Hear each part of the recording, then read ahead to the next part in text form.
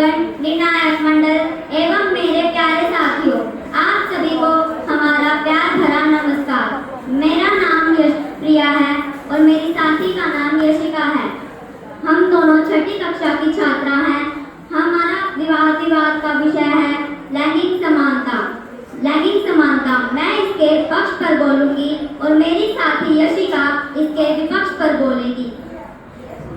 लैंगिक असमानता यह एक सामाजिक घटना है जिसमें लोगों के साथ लिंग के आधार पर समान व्यवहार नहीं किया जाता। आज भी बहुत सी लड़कियां शिक्षा, स्वास्थ्य और काम के अधिकारों से वंचित हैं।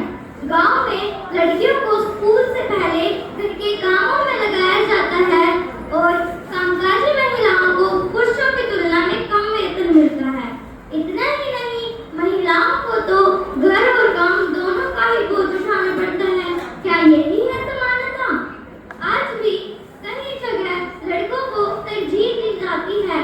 अगर बेटा पैदा हो तो लोग मिठाइयाँ बांटते हैं और अगर बेटी पैदा हो तो चुप्पी छा जाती है।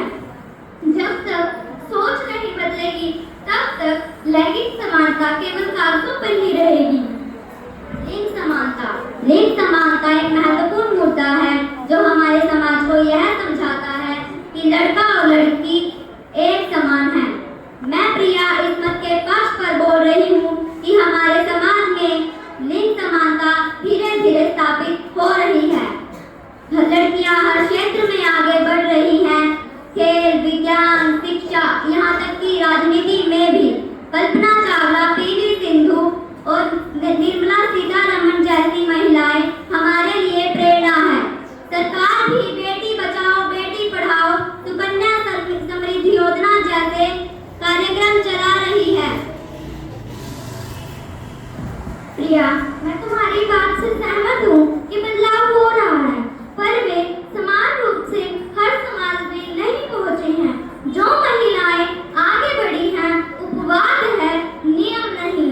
अगर सच्ची समानता होती तो दहेज, घरेलू हिंसा और बाल विवाह जैसी समस्याएं अब तक खत्म हो चुकी होती। अब जब तक हम हर घर में लड़का और लड़की को बराबर नहीं समझेंगे तब तक वास्तविक समानता आएगी ही नहीं। यशिका, तुम्हारे तर्क सही हैं, पर हमें यह नहीं भूलना चाहिए कि बदलाव समय लेते हैं। सोच बदल रही है, कानून बन रहे हैं और सबसे बड़ी बात तो यह है कि लड़कियां अपने लिए खुद खड़ी हो रही हैं। पर लोग तो यह सोचते हैं कि लड़कियां पराया धन होती हैं, उन्हें पढ़ाकर हमारा क्या ही फायदा होगा। पुरुष उन्हें चार दीवारियों में कैद रखना चाहते हैं, सीमित रखना चाहते हैं। लड़कियों को हर बात पर टोका जाता है, उनके चाल पर, उनकी पहनावे पर।